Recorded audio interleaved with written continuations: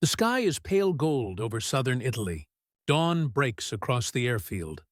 A cold, metallic light glinting off the wings of dozens of B-17 bombers waiting in silence. Frost curls from their fuselages as engines begin to turn. One by one, the heavy bombers rumble to life, their deep throats echoing across the tarmac like thunder before the storm. From the far end of the field, sleek P-51 Mustangs line up, their tails painted a brilliant, unmistakable red. Ground crews shout final checks. Fuel lines are yanked clear, and propellers blur into motion. The men climbing into those cockpits know their mission with precision.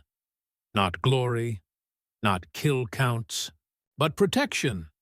Red flight, ready for takeoff. The radio crackles calm professionalism. No hesitation, no fear. The Mustangs rise into the cool morning air, forming a shield around the bombers as they climb through drifting clouds toward enemy territory. Below them, the patchwork fields of Italy fade into gray distance. Ahead, Germany, flak, and fighters. But for the men of the 300, before the Red Tails ever touched European skies, the war they first had to fight was on American soil. Not against an enemy in uniform, but against the walls of segregation and disbelief that defined their own country. It was 1941. The United States teetered on the edge of global war. Factories thundered, recruitment posters filled city streets, and yet the U.S. Army Air Corps held a silent barrier. No black man would fly for his country. Officials in Washington called it policy. Others whispered it was impossible. They claimed African Americans lacked the discipline, courage, and intelligence to be combat pilots. But political pressure was rising. Civil rights groups, the press, and leaders like Eleanor Roosevelt forced the question into the open. The War Department finally relented, creating an experiment, a segregated aviation program. If these men failed, it would justify keeping the skies closed. Tuskegee, Alabama, was chosen. Hot, humid, and isolated. The perfect place, they thought, to prove a point quietly. But that isolation became a crucible. At Tuskegee Army Airfield, hundreds of young men arrived from across America. Many had never flown before. Others were already skilled civilians. All faced an unspoken challenge: to succeed under the weight of a nation waiting for them to fail. Training was grueling. Mechanics, instructors, and even supply officers were segregated. Facilities were separate, pay unequal, and respect almost non-existent. Yet, inside the hangars and classrooms, something began to form. Discipline, pride, precision. The first unit born of this experiment was the 99th Fighter Squadron. Their commander, Captain Benjamin O. Davis, Jr., embodied quiet authority. A West Point graduate who had endured 4 years of silence from his white classmates, Davis understood their mission wasn't just to fly, it was to prove. By 1942, as the world burned across North Africa and the Pacific, the 99th prepared to deploy. Their aircraft were Curtiss P-40 Warhawks, rugged but outdated, their engines straining compared to newer enemy fighters. Still, the men trained relentlessly, mastering formation flying, deflection shooting, and escort procedures. Back in Washington, high-ranking officers still doubted them. Reports labeled the program experimental, implying failure was expected. But the men of Tuskegee saw every sortie, every takeoff, as defiance. They weren't just preparing for combat. They were preparing to rewrite the limits placed upon them. And soon, their chance would come across the Mediterranean, under the searing sun of North Africa. In the spring of 1943, the men of the 99th Fighter Squadron arrived in North Africa, their first taste of war. The desert stretched endlessly before them, harsh and unforgiving. Heat shimmered off the sand as P-40 Warhawks crouched in rows, engines ticking in the sun.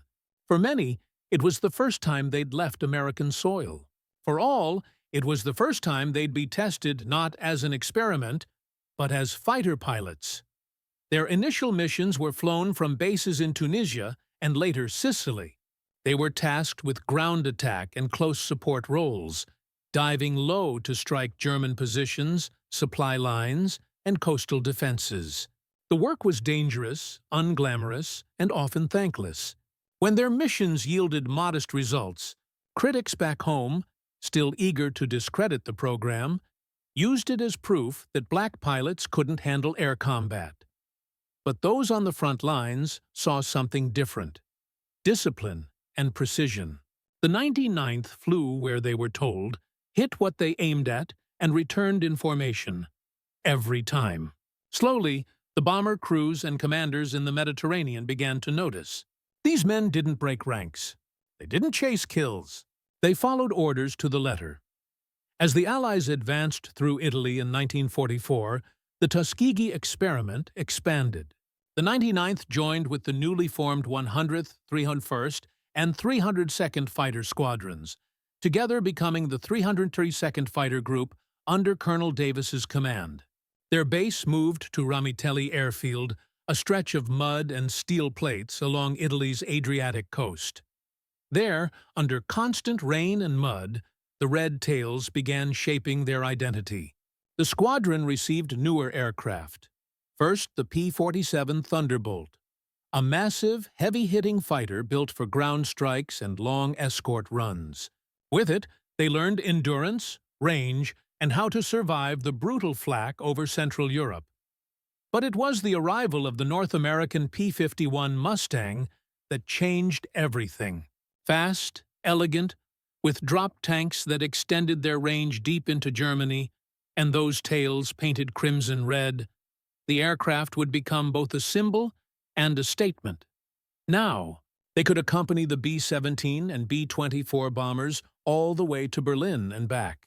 No excuses, no limitations.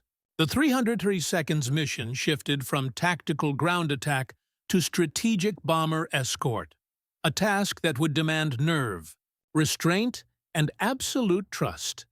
From the deserts of Africa to the skies over Italy, their evolution was complete.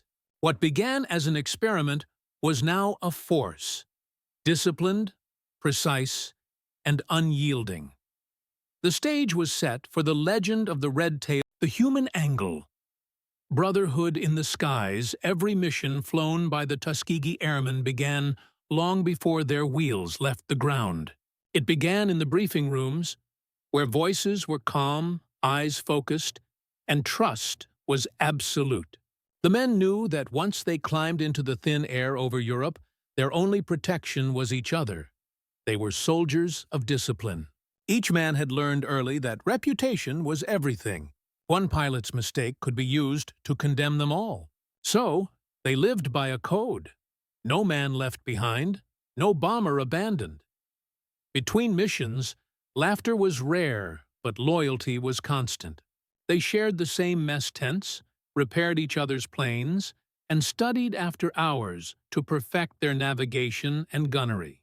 Many were college graduates or trained mechanics before the war. But, in Ramitelli, rank mattered less than reliability. They knew that respect from the outside world would not be given. It would be earned, and it would be earned together. When a bomber crew later recalled seeing those red tails right behind us, even through the flak, it wasn't just a story of tactics, it was a story of trust. For the airmen, courage wasn't in the number of enemy planes destroyed. It was in keeping their promise to bring every bomber home. The tactical angle, flying closer than regulations, allowed in the vast sky. Dogfights were seductive. Many fighter groups prided themselves on kills, chasing enemy aircraft miles away from the bombers they were assigned to protect. For the Tuskegee Airmen, that temptation was forbidden. Colonel Benjamin O. Davis, Jr. issued a simple order: Stay with the bombers. It went against the common instinct of a fighter pilot. To pursue, to attack, to hunt glory. But Davis understood that glory meant nothing if the mission failed. Standard U.S. Army Air Force's escort doctrine allowed fighters to break off and engage threats at distance. Davis changed that.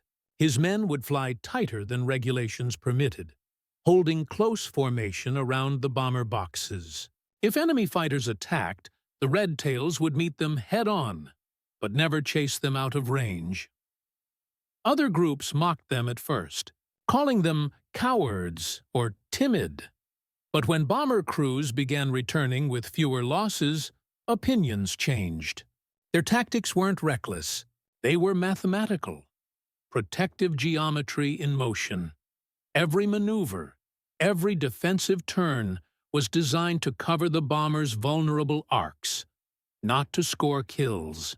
Ironically, by focusing on defense, they became one of the most efficient and respected escort groups in the war. Their formation discipline turned the sky into a moving fortress, and their restraint became their legend. The technological angle, the machine behind the legend. When the Tuskegee Airmen transitioned to the P-51 Mustang, everything changed. The aircraft was sleek, aerodynamic, and deadly, a perfect balance of speed, range, and stability. Powered by the Packard-built Rolls-Royce Merlin engine, it could climb to 25,000 feet and still have the stamina to escort bombers all the way to Berlin and back. A round trip of over 1,000 miles.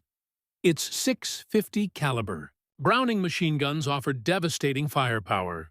While the drop tanks beneath its wings allowed for deep penetration missions, the earlier P-40s and P-47s could never reach. For the first time, the Tuskegee pilots weren't held back by their equipment. They had an aircraft that could match, and, often outfight, the Luftwaffe's finest.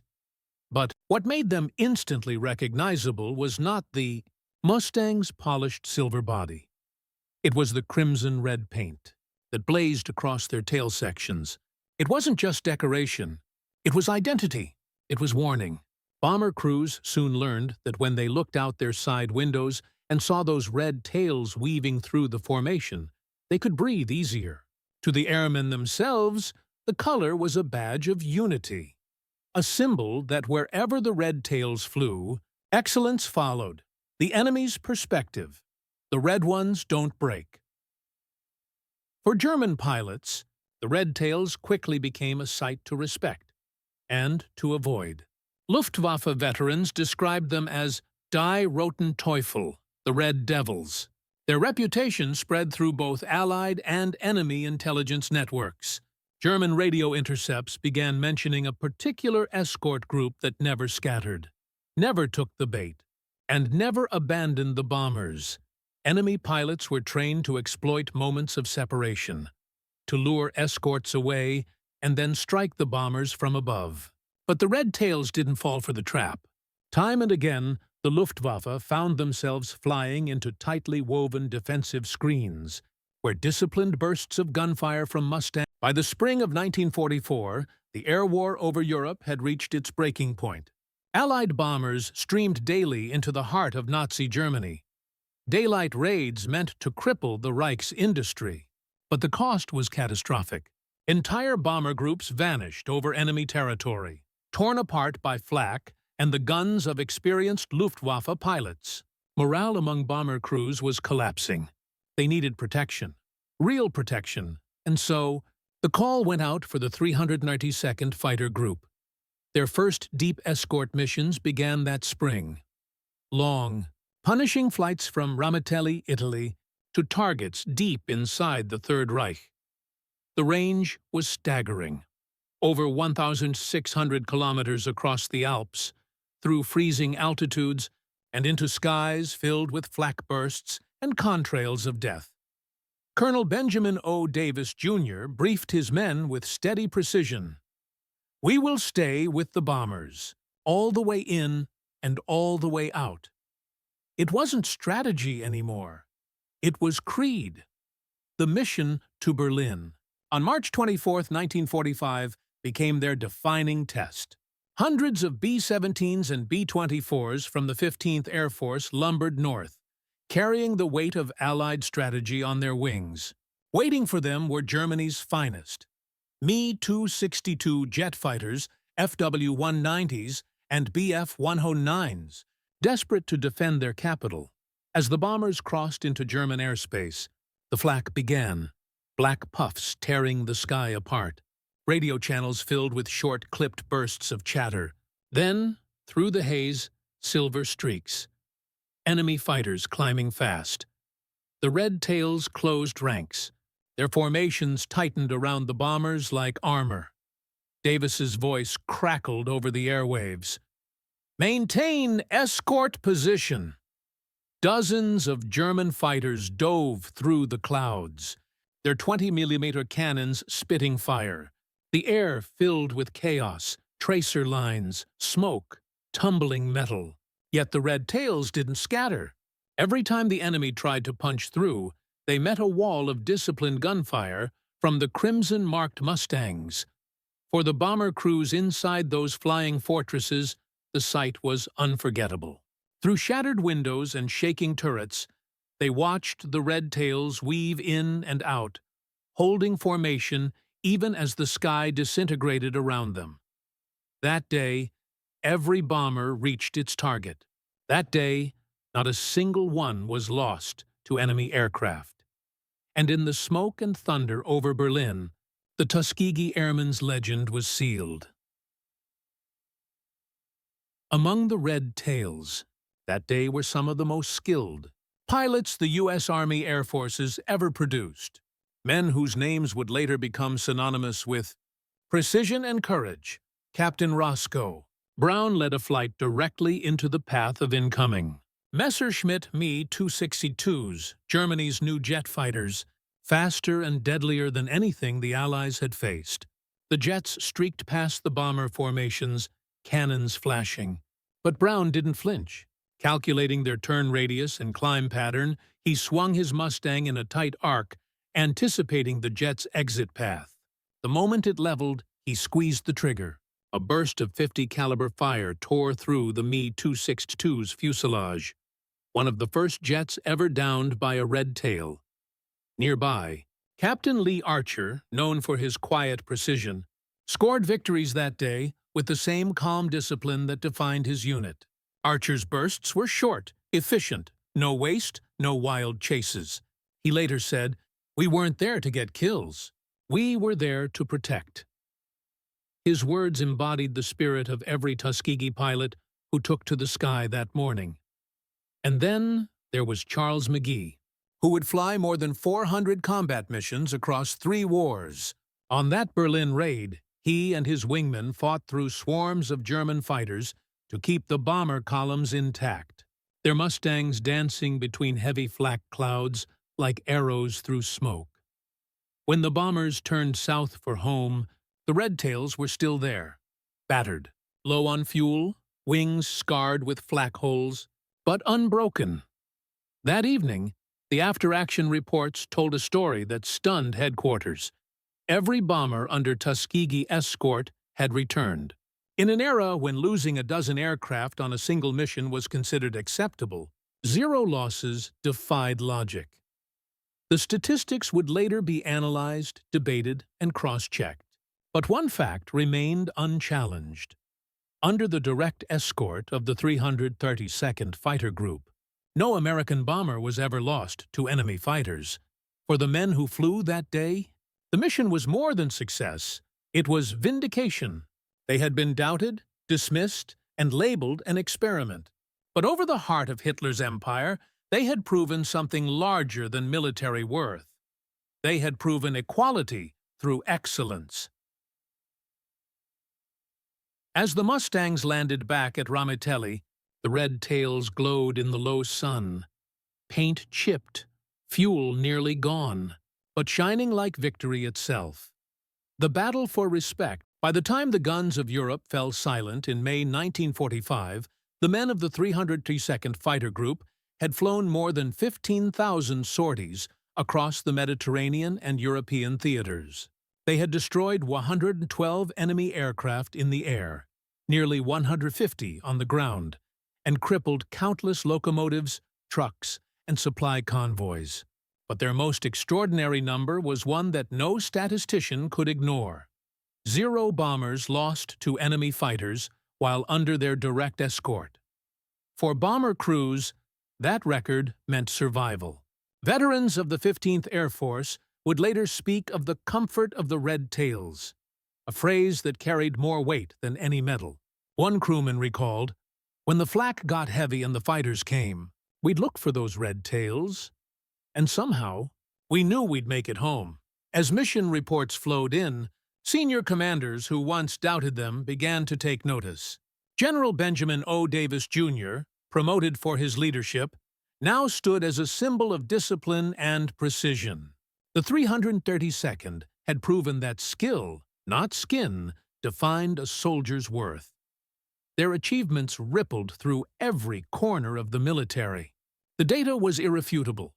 The Red Tails had flown more missions, lost fewer bombers, and displayed tighter formation discipline than almost any other escort group in the U.S. Army Air Forces. Recognition came slowly, but it came. In 1945, the 332nd Fighter Group was awarded the Distinguished Unit Citation for its outstanding performance during the Berlin mission. Individual pilots received 96 Distinguished Flying Crosses, hundreds of air medals, and the quiet gratitude of every bomber crew they protected. Yet even as they returned home victorious, their welcome was muted. Many arrived back to segregated facilities, forced to salute officers who had once denied them entry into the same dining halls. But the men of Tuskegee had something that could never again be dismissed. A combat record etched in precision, courage, and unbreakable unity. They had fought 2 wars, one against Nazi Germany and one against the barriers of their own country, and in both they had emerged victorious. When the war ended, the Red Tails returned home not to parades or headlines, but to a divided nation still bound by segregation. Yet their quiet professionalism had already planted the seeds of change. Their impeccable record became impossible to ignore, not just within the Air Force, but in the broader conscience of America. In 1947, the U.S. Army Air Forces transitioned into an independent branch, the United States Air Force. The lessons of the Tuskegee program shaped that transformation. Commanders who had witnessed the 332nd's performance in Europe argued that integration was not just moral, but practical. Segregation, they realized, wasted talent. 2 years later, their impact reached the highest office in the nation. In 1948, President Harry S. Truman signed Executive Order 9981, mandating the desegregation of the U.S. Armed Forces. The order cited equality of treatment and opportunity for all persons in the armed services, language inspired, in no small part, by the conduct and success of the Tuskegee Airmen. Many of those airmen continued their service in the newly formed Air Force. Benjamin O. Davis, Jr. rose through the ranks to become the first African-American general in the U.S. Air Force. Charles McGee would go on to fly in Korea and Vietnam, serving a record 409 combat missions across 3 wars. Their lives became living proof that excellence transcends prejudice. But perhaps their greatest legacy was the mindset they left behind, a philosophy of precision, pride, and purpose. They had proven that discipline could defeat discrimination, and that unity could overcome division. In every mission, every escort run, they had demonstrated what professionalism truly meant. Decades later, when the U.S. Air Force Academy honored the Tuskegee Airmen, younger pilots, men and women of every background, stood at attention before the remaining Red Tails. The message was clear. These were not just war heroes. They were architects of equality. The crimson tails that once cut through enemy skies had become symbols of something far greater than air combat. They represented the moment America began to see itself differently. One flight, one mission, one principle at a time. Their war had ended, but their influence had only just begun. In the quiet after war, the sound of engines fades. But the legacy of the Red Tails never does.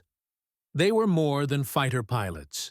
They were men who redefined what it meant to serve, to lead, and to believe in a cause larger than themselves. In the thin air above Europe, they proved that courage is colorless, that unity is forged not by blood or background, but by purpose. Each mission they flew was a statement, not just against the Luftwaffe, but against the limits others placed upon them. Every formation they held tight, every bomber they brought home, carried a message that echoed far beyond the clouds. Excellence needs no permission. Today, their red tails are not just remembered, they're revered.